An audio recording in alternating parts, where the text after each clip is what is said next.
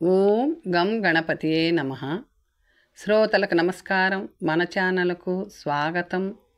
మహానంది జానపద నవల 12వ భాగము. రచన వక్కంతం సూర్యనారాయణరావు గారు. యువరాజు గారికి తన రాక గురించి చెబితే మా ముక్కు చెవులు కోయించేస్తా అన్నారు. నీకు చెప్పవద్దని అనలేదు, అందువల్లే ధైర్యంగా నీ చెవిలో వేశాను. కేతకి అమాయకంగా అంది. ఉలూకుడు అసహనంగా చేతులు నలుపుకుంటూ అటూ ఇటూ తిరుగుతూ ఉండిపోయాడు. ద్వారపాలకులకు బుద్ధి లేదా? తనలో గొనుక్కుంటున్నట్టు అన్నాడు. నీకే తెలియాలి. ఎవరినీ అనుమతించవద్దని నువ్వు వాళ్ళని హెచ్చరించలేదా? కేతకి అడిగింది.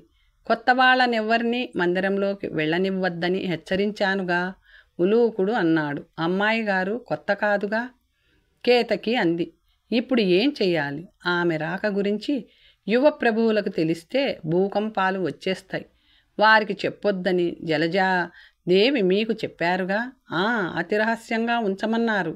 అంటే ఆమె కూడా అతి రహస్యంగా ఉంచుతారనే అర్థం. ఉలూకుడు సాలోచనగా అన్నాడు. మనం కూడా కుక్కిన పేనుల్లా పడుందాం. విషయం పొక్కితే మన ద్వారానో ఆమె ద్వారానో మాత్రమే పొక్కాలి. ఆమె నోరు తెరవదు, మనము నోళ్లు తెరవం. అర్థమైందా? కేతకి అర్థమైనట్టుగా తలాడించింది. తేలికగా నిట్టూర్పు విడిచి అరుగు మీద కూర్చుంది. ఉలూకుడి మాటలు ఆమెలో ధైర్యాన్ని నింపాయి. అన్నట్టు సేనాగారంలో ఉన్న యువరానికి ఇదంతా తెలీదుగా? ఉలూకుడు అప్పుడే గుర్తుకు వచ్చినట్టు ప్రశ్నించాడు. ఒళ్ళు తెలియకుండా నిద్రపోతున్నారు, ఎలా తెలుస్తుంది? కేతకి ప్రశ్నలో సమాధానం చెప్పింది. అపహరించబడింది అపరిచితుల చేతుల్లో, నిర్బంధంలో ఉంది. అయినప్పటికీ ఆదమర్చి నిద్రపోతుంది. కామరూప యువరాణి ధైర్యవంతురాలే, ఉలూకుడు చిరునవ్వుతో అన్నాడు. అది నిజమే. ఆమె ఉన్న స్థితిలో ఉంటే ఎవ్వరూ అన్నము నీళ్లు ముట్టరు. భయంతో ఏడుస్తారు, కోపంతో అరుస్తారు. ఆమె నిమ్మకు నీరెత్తినట్టుంది. వేళకు భోజనం చేస్తుంది, వేళకు నిద్రపోతుంది. ఆమె తత్వమే అంత అనుకున్నాం నేను, సుగంధి. నీ నుండి, సుగంధి నుండి ఏవైనా రహస్యాలు రాబట్టాలని ప్రయత్నించలేదా? కేతకి తల అడ్డంగా ఊపింది. అవసరమైనవి అడిగి వడ్డించుకొని ఆరగించడం తప్ప మరో మాట లేదు. చివరికి ఈ మందిరం ఎక్కడుంది అని కూడా అడగలేదు. విచిత్రంగా, ఆశ్చర్యంగా ఉంది. మతిస్థిమితం ఉన్న యువతే కదా? ప్రవర్తనలో ఏవైనా వెర్రిబాగుల లక్షణాలు కనిపిస్తున్నాయా? ఉలూకుడు ప్రశ్నించాడు. చాచా, అదేం లేదు. కాకపోతే ఎప్పుడూ ఏదో ఆలోచిస్తూ ఉంటారు, కేతకి అంది. ఇలా రా, కూర్చో. ఉలూకుడు నిరుత్సాహంగా తల ఊపాడు. అతనిలో పగలంతా ఉరకలెత్తిన ఉత్సాహం చచ్చిపోయింది. వెళ్ళాలి, వాళ్ళని హెచ్చరించాలి. ఎవర్ని? ద్వారపాలకుల్ని. జలజాదేవి రాకపోకల గురించి యువరాజు గారికి తెలియజేయవద్దని హెచ్చరించాలి. నేను వెళ్తాను. సేనాగారం ముందు అప్రమత్తంగా ఉండు. ద్వారం వైపు వెళ్తున్న ఉలూకుడిని చూస్తూ అరుగు మీద నుంచి కిందికి దిగింది కేతకి. మంచం మీద వెల్లకిలా పడుకున్న లాలస సైనాగారం పైకప్పును అలంకరించిన రంగురంగుల లతలను, పుష్పాలను చూస్తూ ఉండిపోయింది. ఆ ఆకృతులకి మెరుపు తరగని రంగులు అద్దినట్టున్నారు. అక్కడున్న కృత్రిమ లతలలాగే ఆమెలో కృత్రిమ ఆలోచనలు అల్లిబిల్లిగా అల్లుకుంటున్నాయి. పరిచారికలు దీపాలు వెలిగిస్తున్నప్పుడు తను నిద్ర నటిస్తూ కళ్ళు మూసుకుంది. వాళ్లను పలకరించడం, వాళ్ళు పలకరిస్తే సమాధానంగా మాట్లాడడం తనకిష్టం లేదు. మొదట్లో ఈ మందిరం గురించి, మహారాజ కుటుంబం గురించి, అపహరించి తెచ్చిన వ్యక్తి గురించి తెలివిగా ప్రశ్నించి పరిచారికల నుండి వీలైనంత సమాచారం సేకరించాలని ఉబలాట పడింది తను. కానీ అది వృథా ప్రయాస అని, అపాయకరమని అనిపించింది. తన మందిరంలో తన పరిచారికలు అపరిచితులకు తన రహస్యాలు చెప్పరు. అలాగే ఇక్కడ ఈ మందిరంలో ఉన్న కేతకి, సుగంధి వాళ్ళ యువరాజు గారి గురించి కానీ, మహారాజు గురించి కానీ, తనను బంధించిన మందిరం గురించి కానీ తనకు చెప్పరు. ఒకవేళ తన పట్ల జాలి చూపిస్తూ చెబితే అది నిజమైన జాలి కాదు. ఆ సమాచారం నిజమైంది అయి ఉండదు. ప్రస్తుత స్థితిలో తన త్రికరణాలలో రెండవ, మూడవ కరణాలు ఉపయోగించవు. రెండవ కరణమైన వాక్కు ఉపకరించదు. మూడవ కరణమైన కాయిక కర్మ శరీరంతో చేసే పని ఉపకరించదు. అవును, తన మాటలు వృథా, తన చేతులు వృథా. త్రికరణాలలో రెండూ ఉపయోగించినప్పుడు, వాటిని తాను ఉపయోగించలేనప్పుడు మొదటి దానినే ఆశ్రయించాలి, దానినే ఉపయోగించాలి. త్రికరణాలలో మొదటిది మనసు. ఆ మనసును మాత్రమే తనిప్పుడు ఉపయోగించాలి. మనోవాక్కాయ కర్మలలో మొదటిదైన మనస్సుతో చేయగలిగింది ఆలోచన మాత్రమే. తను ఆలోచించాలి, పథకం వెయ్యాలి, పొంచి ఉన్న ఆపద నుండి తెలివిగా తప్పించుకోవాలి. ప్రస్తుతం తన శక్తి మాటలలో లేదు, చేతలలో లేదు, మనసులో ఉంది. ఆ ఆలోచనతో తను నిద్ర నటించింది. శయనాగారం తలుపులకున్న చిరుగంటలు చప్పుడు చేసినప్పుడు తన కళ్ళను కొద్దిగా తెరిచింది.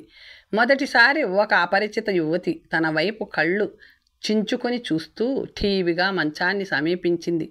ఆమె నడకలో గాంభీర్యం ఉంది, రాజసం ఉంది, అహంకారము ఉంది.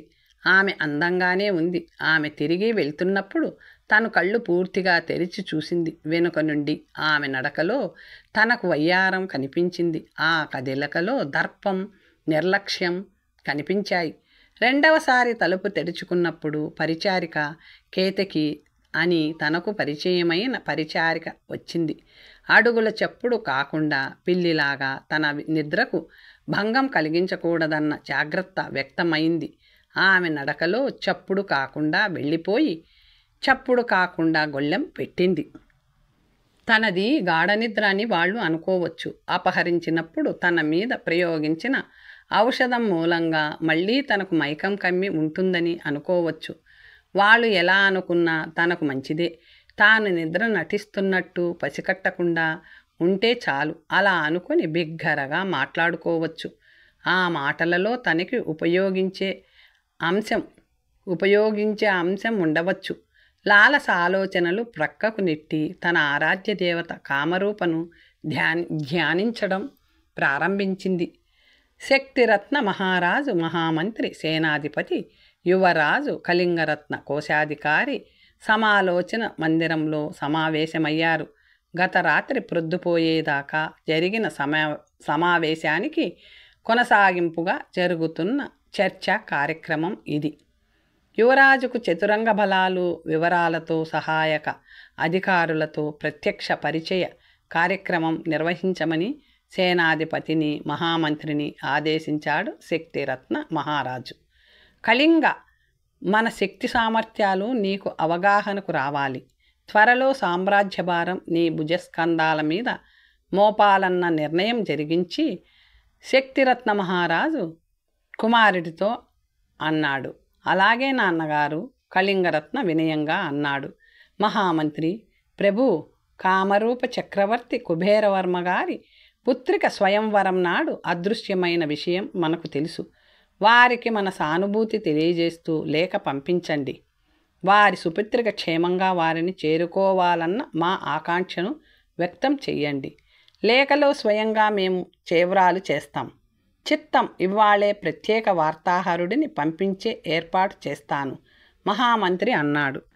ఆ తల్లిదండ్రులు తల్లడిల్లిపోతూ ఉంటారు. ఆ కన్యపిల్లను అపహరించిన రాక్షసుడిని ఉరి తీయకూడదు, శిరచ్ఛేదం చేయకూడదు, ముక్కలు ముక్కలుగా నరకాలి, శక్తిరత్న మహారాజు ఆవేశంగా అన్నాడు. కళింగరత్న ఉక్కిరిబిక్కిరి అవుతూ తండ్రి వైపు చూశాడు.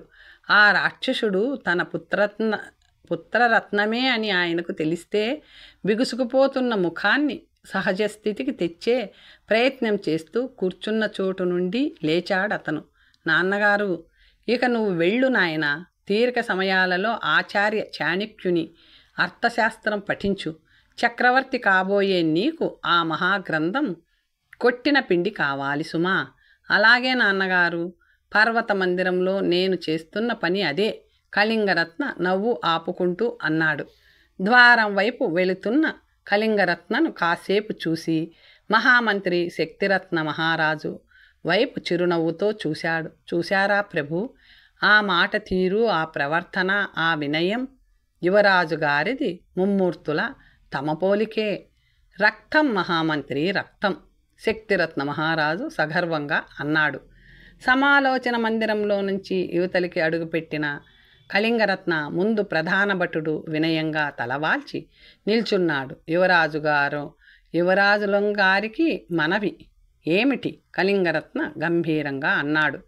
మాతృశ్రీ మహారాణి గారు పూజామందిరంలో ఉన్నారు. తమరిని ఒకసారి వెంటనే రమ్మన్నారు. పర్వతం మీద ఉన్న ఏకాంత విలాస మందిరానికి వెళ్లకుండా రాత్రి నుంచి తండ్రి అడ్డుపడ్డాడు.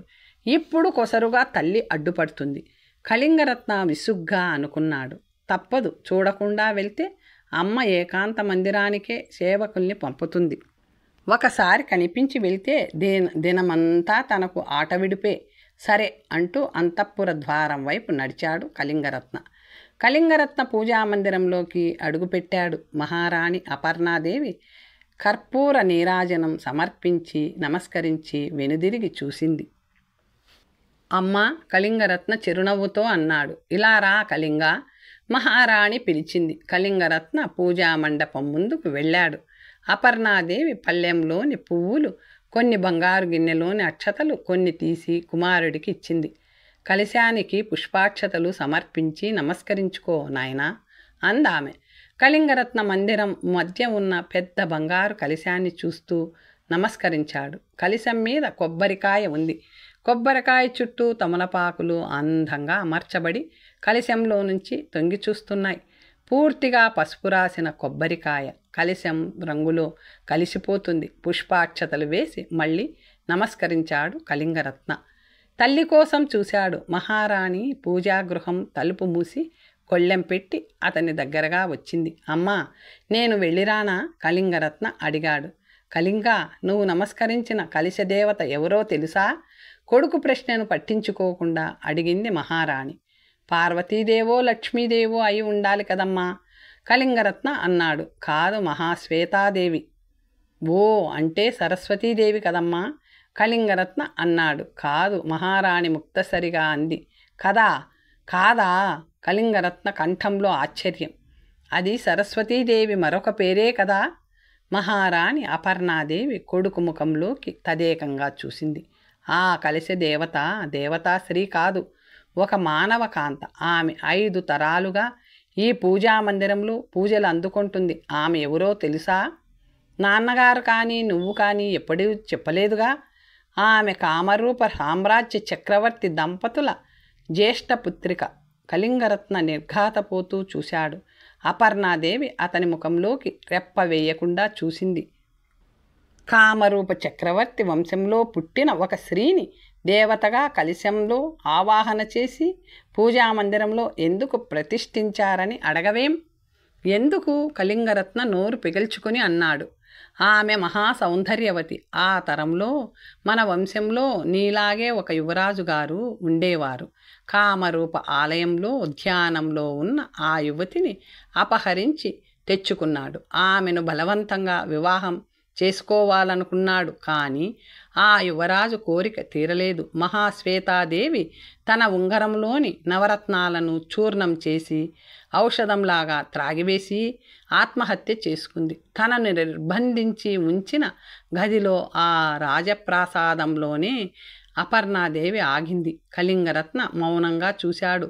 100 ఏళ్ల క్రిందట జరిగిన ఆ అపహరణ గురించి తనకు తెలుసు. అయితే కలశం గురించి తెలీదు. అపహరణ గురించి తెలిసినప్పటికీ తెలియనట్లు ఉండిపోయాడతను. ఆత్మహత్య చేసుకున్న మహాశ్వేతాదేవి ప్రేతాత్మ మన మందిరంలో సంచరించసాగింది. రాత్రివేళల్లో మందిరంలో మువ్వల సవ్వడి, కిలకిల నవ్వులు. ప్రతి నెల ఆమె ఆత్మహత్య చేసుకున్న తిథినాడు దీనంగా ఏడుపు వినిపిస్తూ ఉండేది. రాచనగరంలో అందరూ భయంతో వణికిపోయేవారు. మహాశ్వేతాదేవి ప్రేతాత్మ సంచారాన్ని పరిశీలించిన ఒక సాధువు ఆ యువరాజు తల్లిదండ్రుల చేత ప్రేతశాంతి యాగం చేయించాడు. ఆ యాగ పరిసమాప్తి సమయంలో ఈ స్వర్ణకలశం ప్రతిష్ఠించబడింది. స్వర్ణకలశ రూపంలో ఉన్న ఆ మహాశ్వేతాదేవికి నిత్యార్చన జరగాలని ఆయన నిర్దేశించారు. నిర్లక్ష్యం చేస్తే ప్రేతాత్మ సంచారం పునఃప్రారంభం కావడమే కాకుండా దుష్పరిమాణాలు దుష్పరిణామాలు చోటు చేసుకుంటాయని హెచ్చరించాడు ఆ సాధువు. అపర్ణాదేవి ఆపి కుమారుడి ముఖంలోకి సూటిగా చూసింది. వింటున్నావా కళింగా? కళింగరత్న మంత్రముగ్ధుడిలా తల ఆడించాడు. ఇన్నేళ్లుగా లేనిది ఈనాడే అమ్మ ఆ ప్రేతాత్మకత తనకు ఎందుకు చెప్తుంది? యాదృచ్ఛికమా? ఆ మహాశ్వేతాదేవి ప్రేతాత్మ ఉనికిని పరీక్షించే ఉద్దేశంతో నేను పట్టపురాణి అయిన కొత్తల్లో నిత్యార్చన నిలిపివేసి చూశాను. ఆ రాత్రే ఆ గదిలో నుంచి మువ్వల సవ్వడి, నవ్వుల కిలకిలలు వినిపించాయి. అంతే, అప్పటి నుంచి ఆ తల్లి నిత్యార్చనకు భంగం కలగకుండా చూసుకుంటున్నాను. ఈ వంశం ఉన్నంతకాలం మహాశ్వేత కలశారాధన కొనసాగాల్సిందే, అపర్ణాదేవి అంది. విచిత్రంగా ఉంది. కళింగరత్న ఏమనాలో తెలియని పరిస్థితిలో అప్రయత్నంగా అన్నాడు. కళింగా, లాలసను ఎందుకు అపహరించావు? మహారాణి అపర్ణాదేవి కంఠం పూజామందిరంలో గంటలా కంగుమంది. కళింగరత్న శరీరం ఒక్కసారి జలధరించింది. శరీరం మీద రోమాలు నిక్కబొడుచుకున్నాయి. నోరు కొద్దిగా తెరిచి తల్లివైపు చూశాడు. అప్పుడెప్పుడో 6వ తరంలో ఒక అహంకారి చేసిన అపరాధాన్ని నువ్వెందుకు చేశావు? అమ్మా, సమాధానం చెప్పు. ఆ ఘోరం ఎందుకు చేశావు? కళింగరత్న ధైర్యం కూడదీసుకుని ఒక్కసారి వేడి నిట్టూర్పు విడిచాడు. ఆమెను ఇష్టపడ్డాను. ఆమె నాలాంటి మెల్లకంటి వికార స్వరూపుణ్ణి స్వయంవరంలో వరించదు. నా తల్లిదండ్రులు నాకు వికార రూపం బహుకరించారు.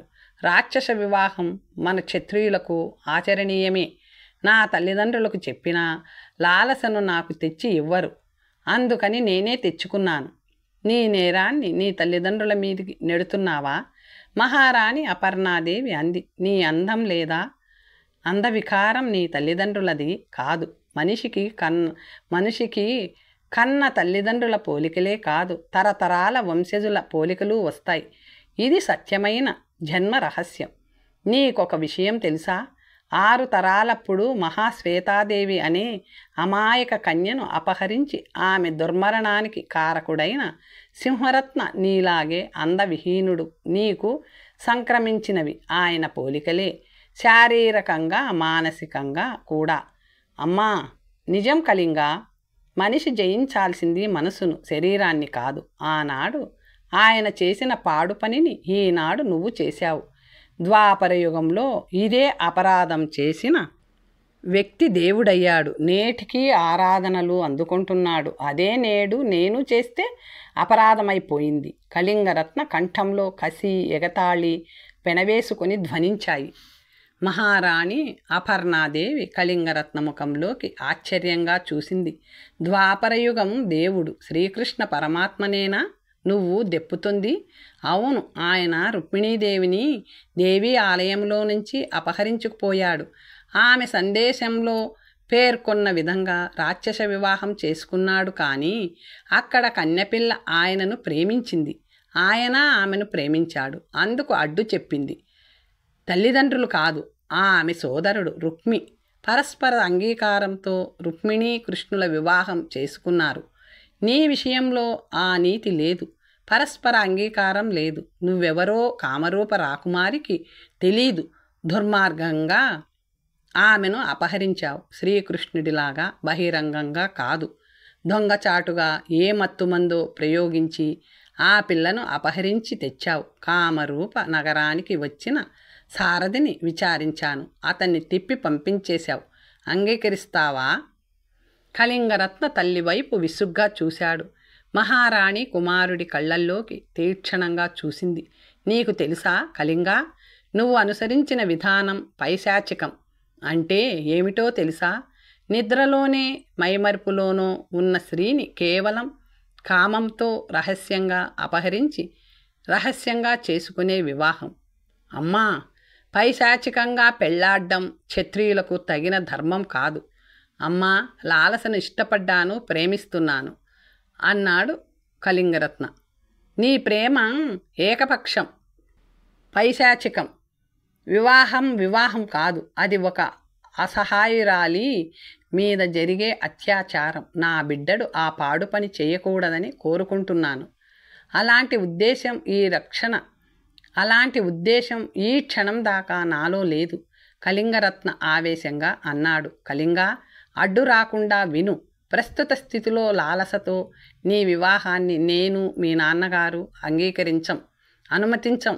నీకు తెలుసో తెలియకో నువ్వు 2 శతాబ్దాల నాడు ఈ వంశంలో జన్మించిన యువరాజును ఆదర్శంగా తీసుకొని ఒక కన్యను పైశాచికంగా అపహరించావు. ఆయనలాగే ఆలోచించావు. ముందు ముందు కూడా ఆయనలాగే నువ్వు ఆలోచించవచ్చు. పెళ్లికి అభ్యంతరం చెప్పిన తల్లిదండ్రుల్ని చెరసాలలో బంధిస్తానన్నాడు. ఆత్మహత్య చేసుకుంటానన్నాడు. అవసరమైతే నువ్వు ఆ కంసుడిని ఆదర్శంగా తీసుకోవాలని అనుకోవచ్చు. అది ఫలించదు. అలాంటి దురాలోచనలు చెయ్యొద్దు. మహారాజు గారు నిన్ను లాలసను ఆమె తండ్రికి నిస్సంకోచంగా అప్పగిస్తారు.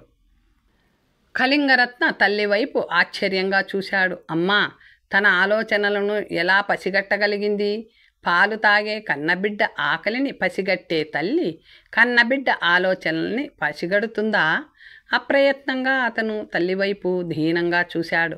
ఉరి వేయకూడదు, శిరచ్ఛేదం చేయకూడదు, ముక్కలు ముక్కలుగా నరకాలి. తండ్రి మాటలు గుర్తొచ్చాయి అతనికి. అమ్మా, నాకు లాలస కావాలి. నన్ను వివాహం చేసుకునే అవకాశం ఆలోచించుకోమని ఆమెకు అవకాశం ఇచ్చానమ్మా. సమయం కూడా ఇచ్చానమ్మా. మంచి పని చేశావు, మెచ్చుకుంటున్నాను. నేను నీ తల్లిని, నీ ముచ్చటను కాదనలేను. లాలస ఇష్టపడితే అంగీకారాన్ని స్వచ్ఛందంగా వ్యక్తం చేస్తే మీ వివాహం జరిపిస్తాం. ప్రయత్నించు. ఆమెను స్వాధీనం చేసుకోవడం కాదు, ఆమె మనసును స్వాధీనం చేసుకో. అమ్మా, నిజంగానా? అన్నాడు కళింగరత్న. వివాహం జరిగితే కానీ ఆ కన్నెపిల్లను నువ్వు చేతితో తాకకూడదు కూడా.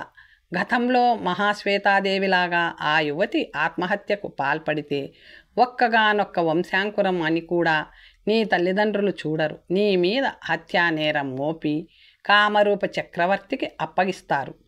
అమ్మా, అన్నాడు కళింగరత్న, మన వంశం మీద ఈ మందిరంలోనూ మరొక ప్రేతాత్మ సంచరించడం నేను సహించను. చేతనైతే ఆ రాకుమారిని ప్రసన్నం చేసుకో. మహారాణి అపర్ణాదేవి అంది. ప్రయత్నిస్తాను అన్నాడు కళింగ.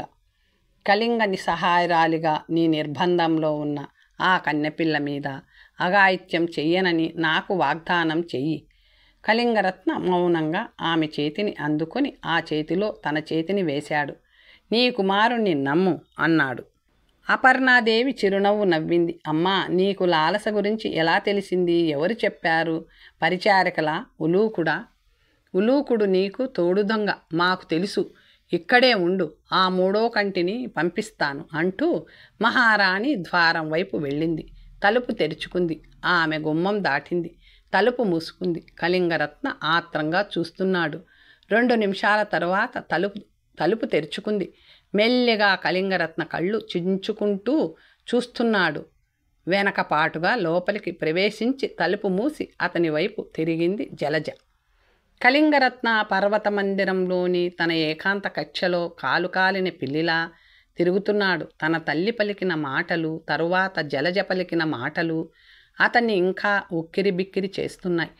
పూజామందిరంలోకి వచ్చిన జలజను నివ్వెరపాటుతో చూస్తూ నువ్వా అన్నాడు. నేనే, అందగత్తెను అపహరించి తెచ్చావు. అభినందనలు. అందుకో బావా. జలజ వెటకారంగా అంది. నా విచారం ఏమిటంటే ఆ అందం నీకు అందదు. తను కొరకొరా చూశాడు. జలజ చక్రవర్తి కుమార్తె కాదు. త్రిలింగ రాజ్యంలోని ఇంద్రగిరి అనే చిన్న సామ్రాజ్యాన్ని ఏలుకొంటున్న మేనమామ కూతురు. తన భార్య కావాలని కలలు కంటుంది. తొందరపడ్డాను బావా. ఒక్కసారి దర్పణంలో నీ దర్శనం చేసుకో. నాలాంటి అమాయకురాలు తప్ప మరో అందగత్తె నిన్ను కన్నెత్తి కూడా చూడదు. నోర్ముయ్, తను గర్జించాడు. నీ ఇష్టం, నా మీద కాదు. పట్టమహిషి పదవి మీద నాకు తెలియదనుకున్నావా? అవును, ఒక చక్రవర్తి అర్ధాంగిగా పట్టమహిషి కావాలనుకుంటున్నాను. అది నేరమా? శౌర్యం ప్రతాపాల స్థానంలో, విద్యా విఘ్నతల స్థానంలో, ఒంటి నిండా బుర్ర నిండా నక్క జిత్తులు నింపుకున్న నువ్వు చక్రవర్తి కావాలని ఉబలాట పడొచ్చేం. నేను ఆశపడటం అపరాధమైతే నువ్వు ఆశపడటం కూడా అపరాధమే. ఆలోచించు. లాలస వద్దు పొమ్మంటే ఆ తరువాత నేను ముద్దుగా రమ్మంటాననుకోకు. ఇష్టం లేని ఆడదాన్ని బలవంతంగా పెళ్ళాడాలన్న ఆరాటం నీది. ఇష్టపడని మగాణ్ణి అంటురోగిని ఉంచినట్టు దూరంగా ఉంచాలన్న ఆత్మాభిమానం నాది. వెళ్ళవతలికి. ఎవరు రమ్మన్నారు నిన్ను అన్నాడు తను పళ్ళు కొరుకుతూ. నేనే వచ్చాను. ఇది నా మేనత్తగారి గృహం. ఆమె వెళ్ళమంటే గాని వెళ్ళను. జలజ నిర్భయంగా అంది. తనతో ఎదుగు బావా, నీ బలహీనతలన్నీ నాకు తెలుసు. అత్తగారిని చూసి అన్నింటినీ నిర్లక్ష్యం చేస్తున్నాను. రాతి స్తంభానికి చీర కట్టితే దాని ముందు పాతుకుపోయే మగతనం నీది అంది జలజ కళ్ళతో ఎగతాళిగా నవ్వుతూ. కళింగరత్న పళ్ళు కొరుక్కుంటూ గుర్తు చేసుకున్నాడు. జలజ కాదు, జలగ. నెత్తురు పీల్చేస్తుంది. కంసుడిలాగా దురాలోచనలు చెయ్యొద్దంటూ ఘాటుగా హెచ్చరించింది. అమ్మా, 100 ఏళ్ల కిందటి ఆ యువరాజులాగా ఆత్మహత్య పేరుతో బెదిరించవద్దంది. నువ్వు నీ తల్లిదండ్రుల్ని చెరసాలలో బంధించలేవు అంది. అమ్మ పరోక్షంగా నువ్వు ఆత్మహత్య చేసుకున్నా బాధపడం అని కూడా పరోక్షంగా స్పష్టం చేసింది. కళింగరత్న 2 చేతులతో తలపట్టుకొని తన ఆసనంలో కూలబడ్డాడు. లాలస మనసును జయించమంది. అది అసంభవం అని తనకి తెలుసు. బలప్రయోగంతో మంగళసూత్ర బంధం వేయడమే తనకున్న అవకాశం. తల్లిదండ్రులు జరగనిస్తారా? చిన్న చప్పుడుతో తెరుచుకున్న తలుపు అతడి ఆలోచన ప్రవాహానికి అడ్డుకట్ట వేసింది. చేతుల నుండి తలకు విముక్తి కలిగించి చూశాడు. తలుపు మూసి ఉలూకుడు వస్తున్నాడు. యువప్రభు ఆందోళనను ఒక రంగులా ముఖానికి పులుముకున్న కళింగరత్నను చూస్తూ అన్నాడతను. జల్లెడలో నీళ్లు పట్టుకునేంత పటిష్టంగా చేశావు కాపలా ఏర్పాట్లు, కళింగరత్న ఉక్రోషంతో అన్నాడు. చిత్తం యువప్రభువులు ఆలోచించాలి. సాక్షాత్తుగా తమరు నేను ఉన్న జలజాదేవి గారిని నిరోధించలేమని మనకు తెలుసు.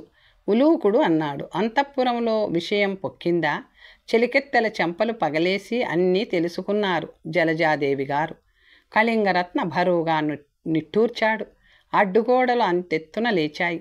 మహారాణిగారు మండిపడ్డారు. శరీరాన్ని కాదు, మనసును పట్టుకోవాలన్నారు. యువరాణి స్వచ్ఛందంగా అంగీకరించకపోతే ఆమెను నన్ను కామరూప చక్రవర్తికి అప్పగిస్తామన్నారు. కళింగరత్న చెప్పిందంతా ఆందోళనలతో ఆలకించాడు ఉలూకుడు. మహారాణిగారు అలా అన్నారంటే తమరు జాగ్రత్తగా, తెలివిగా, అతి త్వరగా వ్యవహరించాలి. కళింగరత్న బరువుగా నిట్టూర్చాడు. లాలసను, సాటి చక్రవర్తి కూతురిని అపహరించిన దుర్మార్గుణ్ణి ముక్కలు ముక్కలుగా నరకాలన్నారు మహారాజుగారు. మహారాణిగారు మండిపడుతున్నారు. బలవంతంగా, రహస్యంగా వివాహం చేసుకుంటే ఇద్దరూ ఏం చేస్తారో తెలీదు. ఇంకా జలజ పగ ఏం చేస్తుందో ఊహించలేం. జలజాదేవి గారి సమస్య గోటితో పోయేదే. యువప్రభు ఉలూకుడు తెలివిగా అన్నాడు. మహారాణి గారి సోదరుల పుత్రిక కదా. మహారాణి గారికి ఆమె మీద మమకారం ఉంటుంది. అవును, జలజ కోడలు కావాలని అమ్మ కోరిక. నాకు తెలుసు, బాల్యం నుండి వింటున్న కథే. చిన్న సమస్య ఎలా తుంచివేయవచ్చో ఆలకించండి. బహుభార్యత్వం ప్రభువులకు దోషం కాదు. ఆమెను ప్రథమ పత్నిగా సాహసంతో తెచ్చుకున్న కామరూప యువరాణి గారిని ద్వితీయ పత్నిగా స్వీకరించండి. ఉలూకా మతిపోయిందా? మనవిని పూర్తిగా ఆలకించండి.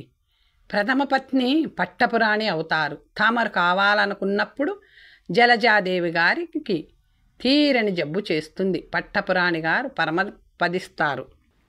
కళింగరత్న నోరు వెళ్ళబెట్టి ఆశ్చర్యంగా చూశాడు. నీవన్నీ ప్రమాదకరమైన, భయంకరమైన ఆలోచనలే. ఒక్కసారి మా ప్రథమ పత్ని అయ్యాక జలజ ఇనుమడించిన శక్తియుక్తులతో అడ్డు తగులుతుంది. నీకు తెలీదు, జలజను నమ్మలేం. కామరూప చక్రవర్తిని కలుసుకోగలదు. లాలసను మనం అపహరించినట్టు చెప్పగలదు సుమా. అమ్మో, ప్రమాదమే. పర్యవసనాం యుద్ధమే. కామరూప సైన్యం ముందు కళింగ సైన్యం ఆగదు. ఉలూకుడు కంగారుగా అన్నాడు. జలజ కొంతకాలం పాటు ఇక్కడే ఉండేలా చూడాలి. కళింగరత్న సాలోచనంగా అన్నాడు. ఉలూకుడు మాట్లాడకుండా అటూ ఇటూ తిరుగుతూ ఉండిపోయాడు. కణత మీద చూపుడు వేలుతో తాళం వేస్తూ ఆలోచనలో మునిగిపోయాడు. వాతాయనం ముందు నిలుచొని తలెత్తి దేనికోసమో వెతుకుతున్నట్టు నీలాకాశంలోకి చూస్తూ ఉండిపోయాడు. తటాలున కళింగరత్న వైపు తిరిగి 2 చేతుల్ని చరుస్తూ పెళ్ళున చప్పుడు చేశాడు. యువప్రభు, పట్టేశాను! ఉలూకుడు ఉద్రేకంతో అరిచాడు. ఏమిటి? ఎవరిని? ఉపాయం, దివ్యమైన ఉపాయం, అద్భుతమైన ఉపాయం, అపాయం లేని ఉపాయం, ఉలూకుడు అరిచాడు. కళింగరత్న నోరు తెరిచేలోగా మళ్ళీ తలే అన్నాడు. మొన్న రాత్రి తమరు మధువు సేవిస్తూ ఇప్పుడు ఆసీనులై ఉన్న ఆసనం మీదే ఆదమర్చారు. గుర్తుందిగా? కొద్దిపాటి మైకంలో మీరు కళ్ళు ఆరమూసి గొణుకుతూ ఉండిపోయారు. గుర్తుందా యువప్రభు? విషయం చెప్పు అన్నాడు. అంతర్ధానమైన తమ పుత్రికను అన్వేషించి తెచ్చే యువకుడికి ఆమెనిచ్చి వివాహం చేసి సామ్రాజ్యాన్ని అప్పగిస్తానని కామరూప చక్రవర్తి గారు స్వయంవర మంటపంలో ప్రకటించారన్నది మీ మైకం మాటల సారాంశం.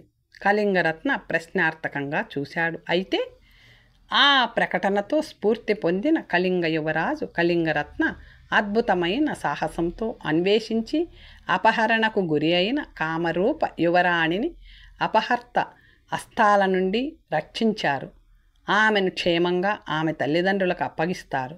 ఉలూకుడు ఆగి గర్వంగా మెరిసే కళ్ళతో చూశాడు. ఉలూకా! కళింగరత్న నోరు వెళ్ళబెట్టాడు. తటాలున పైకి లేచాడు. అద్భుతం, మహా అద్భుతం. తర్వాత కథ వచ్చే భాగంలో తెలుసుకుందాం. నమస్తే.